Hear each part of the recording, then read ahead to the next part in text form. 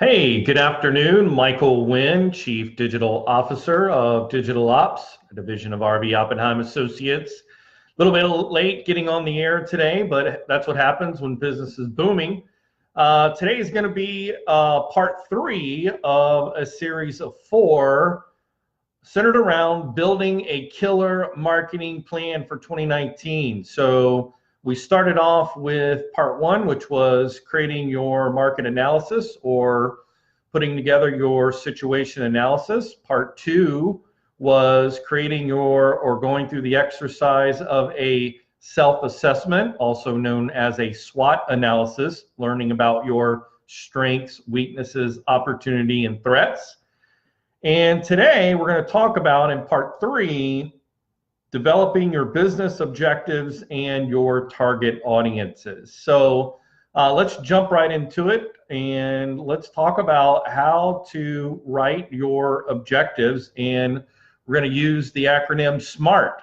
How are we going to do it in a smart way? So the S is going to start off with specific to growth. So when you are writing your goals, you want to try and be as specific as you can and tie them to your growth areas. So again, that could be growth as far as, internal staff. It could be growth as lines of service. It could be growth in number of product offerings. But the specific point, the point is to try to get as detailed as you can in the objective so that it's clear and concise. The M in SMART, creating your business objectives, the M is measurable with outcomes. So you want to be, you want to set your objectives and understand that they are going to be measurable and that they are going to be tied to outcomes. So it's just not enough to say, we want to have 500 new X. We want to have 500 new X so that we can do Z. So tying those objectives to your measurable units, whether they are, sort of quantitative or qualitative, but also then tying them to specific outcomes. The A in SMART, creating smart business objectives, is aligned with company core values. I think that is often an overlooked component of when businesses write their objectives is they don't spend the time. We recently were meeting with a client who had created a committee of their corporate culture to work on and think about and spend time in defining, and I think that's really fantastic. And so I think that is right in line with why it's so important to, when drafting your business objectives, to make sure they're aligned with your company core values and culture. The R is relevant to your core services and market demand. So again, the key is relevant to your products and services, but also tying it to market demand, because I think that, as the market changes, often how people perceive value or how their need to, for your products or services could change. So making sure that your business objectives are relevant to your core services and tied to current market demand. And then the T in SMART, writing SMART objectives, is make sure they are time bound in order to track your progress. So, you might put in that you want to do this by quarter number 1 or achieve this objective by quarter number 2.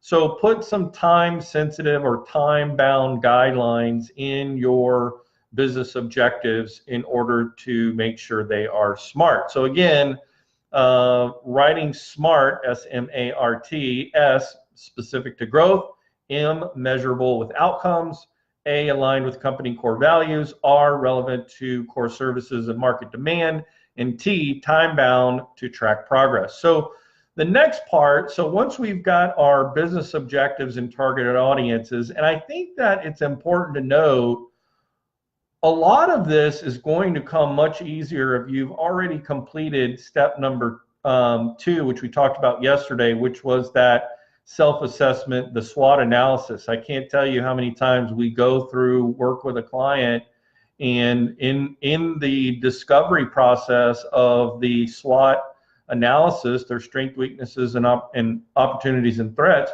we discover an area that really requires some specific goals or objectives to be created. So that's really important that you don't try to jump ahead and start right away with writing your company objectives if you have not spent the time on part 1, doing your situation analysis, reviewing that, and part 2, your self-assessment or SWOT analysis. So again, so number next is defining your target audience. That's this next step. And obviously, when we're talking about your target audience, we're obviously talking about demographics like age, gender, marital status, children, residence, income level. Those are given. I think the next sort of areas that maybe are overlooked is, thinking about your target audiences, their lifestyle or their interest.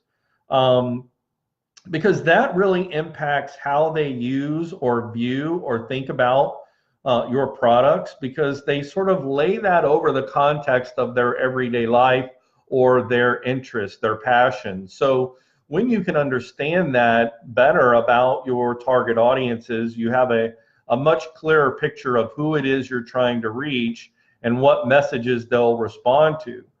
And speaking of that, the third item sort of in shaping and defining your target audience is definitely understand what is their pain point. What is the pressing issue? Because what's behind that pain point or what's behind that pressing issue is really going to be what drives their decision to make a decision on whether or not to use your product and or service over someone else. So really understanding that pain point. And again, we've talked about this in some of the other videos and podcasts about reverse engineering what's important to or what is that pain point for your customer or client, understanding that. And then lastly, I think it's really important to understand what turns your customers off and what are their trust markers. In other words, obviously what turns them off, what they dislike, how they feel, they really don't care for, or what they really shy away from. Understanding those turnoffs, but also really getting a really good feel for what are some things, whether it's value points or core values or beliefs that really connect with the trust markers that are a part of their decision making process.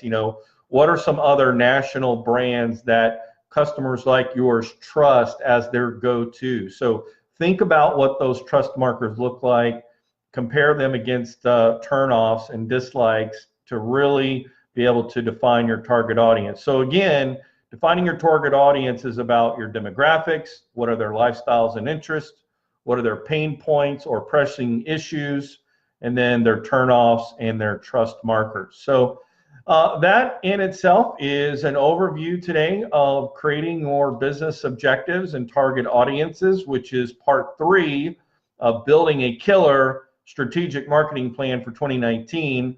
And tomorrow we're going to talk about number 4, which is some of the tactics, which I love that part, getting into the nitty-gritty about things that we can do to be effective, to grow our business in 2019. And I'm looking forward to that talk tomorrow. My name is Michael Wynn. I am the Chief Digital Officer of Digital Ops, a division of RB Oppenheim Associates. Hope you guys have a great day, and we'll see you tomorrow.